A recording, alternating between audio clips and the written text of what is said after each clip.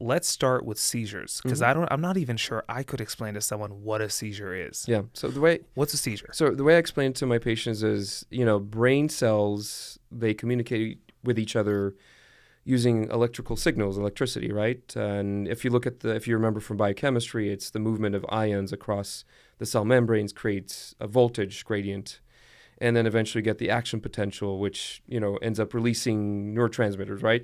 And those neurotransmitters cause voltage changes in the next cell. So in the global picture, it's electrical currents and different frequencies, different modulations of impulses between cells. And so they're not supposed to fire the same amount the same way. What seizure is or what causes seizure, when you have a group of cells, brain cells in your cortex, that start firing synchronously together, same rhythm, same frequency, same amplitude, all that kind of stuff. And they may just be localized to one part of the brain, and that's when you get the people who get those weird, not the typical what we call tonic-clonic, where they go into whole body shakes. They may just be like, they start off with what we call automatism, like get lip smacking. They start doing something in their shirt. They start doing a fencer position where one arm might come out, and then they start turning one side of their head to one side. And that's a what we call focal seizure. It's a seizure that's only on one side of the brain. Ultimately, that same group of cells can start recruiting other cells or other neurons, and then that's when the patient goes into a full-blown tonic-clonic. So tonic, the whole body gets stiffened, their eyes roll back, they usually fall, because they lost their balance because they all went stiff. And then once the cells are trying to sort of reset, that's when they get the whole clonic, the whole body like this. And, there's certain things that go along with seizures, there's this thing called post-ictal state, right? So after ictal means the state of seizure, post-ictal is post-seizure. And that's when the brain's trying to recalibrate all the chemicals that got sort of shifted. And then, patients are tired and they're out of it. And then you hear about them, because of their state of tonic, they bit their tongue or they lost their control of the bladder. And, typically a patient says, one thing I'm like doing this, and the next thing I know, I'm in the hospital in the ER, or the paramedics are already there. That usually means they probably had a seizure. And for the most part, seizures are not life-threatening unless a person is known to have lots of seizures, and some people can die from seizures if they go into what we call status epilepticus, where they have like sort of a short circuit where their brain just keeps firing, like a short circuit where just frying itself because the cells are just keeps firing when they're not supposed to, or they're supposed to stop eventually.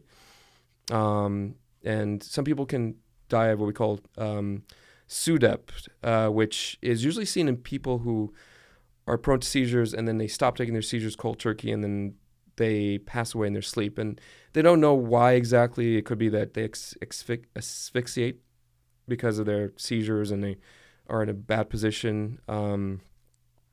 But that's something that's always been studied, and it's a real risk for people with epilepsy. So wow, yeah, you always have to tell patients with epilepsy never to stop taking their meds cold turkey. Interesting, because it's a shock to the system. Yeah, that and they go into like a status epilepticus, like a continuous seizure, or where they can't breathe and they can't support their respiratory and vital signs. All these other things go out of whack when you have a seizure continuously. So. Wow. Do we know what causes seizures? So everybody can have seizures. It's different things can cause it.